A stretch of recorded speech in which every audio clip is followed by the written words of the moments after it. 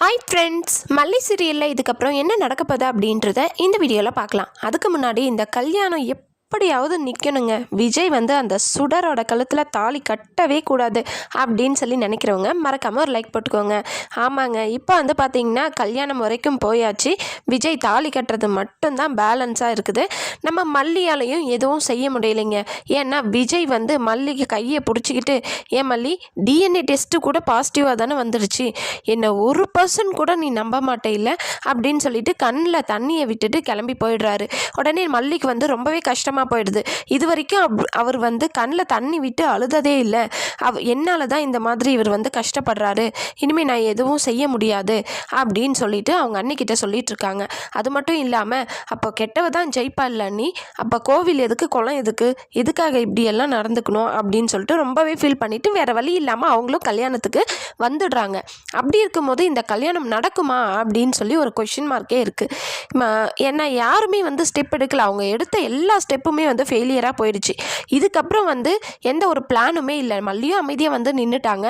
மனோகர் ஒரு வேளை ஏதாவது சைலண்ட்டாக வேறு ஏதாவது, ஏன்னா நம்மளால தானே மல்லியோட வாழ்க்கை இந்தளவுக்கு நம்ம டவுட் பட்டதுனால தான் நடந்துச்சு, அந்த டவுட் உண்மை அப்படின்றத நிரூபிக்கணும்னு சொல்லிட்டு மனோகர் ஏதாவது செஞ்சால் தான் உண்டு.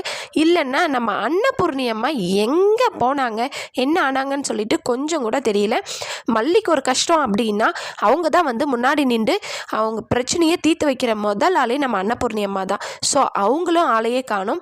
இன்னொரு பக்கம் ரஞ்சிதா ஒரே ஒரு கோவத்தோட, நானே பார்த்துக்கிறேன் ராஜிமா அப்படின்னு சொல்லிட்டு கிளம்பி போனவங்க தான். அதுக்கப்புறம் என்ன பார்த்துக்கிறாங்க, இவர் ரேணுகா இல்லை சுடர் தான் அப்படின்றத நிரூபிக்கிறதுக்கான ஆதாரத்தை கலெக்ட் பண்ணுறதுக்காக போயிருக்காங்களா. அந்த ஆதாரத்தை கலெக்ட் பண்ணிட்டு கல்யாணத்தை நிறுத்துங்கன்னு சொல்லிட்டு ரஞ்சிதா ஏதாவது மாஸ் என்ட்ரி கொடுத்து இந்த கல்யாணத்தை நிப்பாட்டுறாங்களா அப்படின்னு சொல்லி தெரியல. ஆக மொத்தம் கண்டிப்பாக இந்த கல்யாணம் நிற்குங்க. விஜய் இந்த சுடரோட கழுத்தில் தாலி கட்டினா நியாயம் அப்படின்றது ஒன்று இந்த சீரியலில் இல்லாத மாதிரி ஆகிடும். அதனால் கண்டிப்பாக இந்த கல்யாணம் நிற்கும். ஆனால் எந்த வழியில் நிற்கிது, யார் இந்த கல்யாணத்தை நிப்பாட்டுறாங்க அப்படின்னு சொல்லி தெரியல.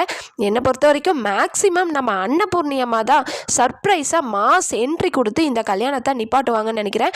ஏன்னா ஏற்கனவே ரஞ்சிதா கழுத்தில் தாலி கட்ட போன விஜயை நிப்பாட்டினதே நம்ம அன்னபூர்ணி அம்மா தான். போலீஸை கூட்டிகிட்டு ஏற்கனவே மல்லி கழுத்தில் தாலி கட்டிட்டா, அவள் உயிரோடு இருக்கும் போதே எதுக்கு இன்னொருத்தி கழுத்தில் தாலி கட்டணும்னு சொல்லிட்டு போலீஸை கூட்டிகிட்டு கல்யாணத்தை நிப்பாட்டினவங்களே நம்ம அன்னபூர்ணி அம்மா தான். ஸோ அதே மாதிரி இந்த டைமும் தாலி கட்டின பொண்டாட்டி இங்கே குத்துக்கல் மாதிரி இருக்கா, திரும்பவும் எதுக்கு இவர் தாலி கட்டணும் அப்படின்னு சொல்லிட்டு போலீஸில் கம்ப்ளைண்ட் பண்ணி எப்படியாவது இந்த கல்யாணத்தை நிப்பாட்டி ஆகணும் இல்லைங்களா. அதனால் போலீஸை கூட்டிகிட்டு நிறுத்துங்க அப்படின்னு சொல்லி நம்ம அன்னபூர்ணியமாக போலீஸோட மாஸ் என்ட்ரி கொடுத்து இந்த கல்யாணத்தை நிப்பாட்டுறதுக்கும் சான்சஸ் இருக்குது. ஸோ இப்படி ஏதாவது கலவரம் வெடிச்சாதாங்க, இல்லை இவ ஃபஸ்ட்டு பொண்டாட்டி தான், அதனால தான் நான் இவளுக்கு ப்ரொசீஜர் படி தாலி கட்டுறேன் அப்படின்னு விஜய் சொல்லுவார்.